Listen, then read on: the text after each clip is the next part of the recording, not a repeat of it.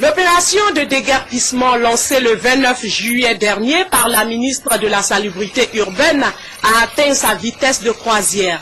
Les installations anarchiques des commerçants aux abords des routes ont toutes été déguerpies.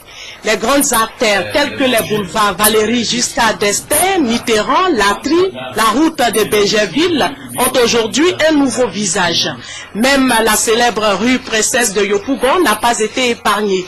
Des magasins, des buvettes et autres lieux de détente ont été détruits, mettant ainsi fin aux nuisances sonores qui pendant longtemps troublaient le sommeil et la quiétude des riverains. Et pour la ministre Anne Désiré Ouloto, il est temps que les Ivoiriens comprennent que les choses ont changé en Côte d'Ivoire et que les mentalités aussi doivent changer. L'État n'est pas contre ces populations. L'État n'est pas contre les opérateurs économiques. L'État n'est pas contre les transporteurs. L'État n'est pas contre les commerçants. L'État ne peut être en guerre contre les revendeurs de véhicules. L'État ne peut être en guerre contre les tenanciers de maquis.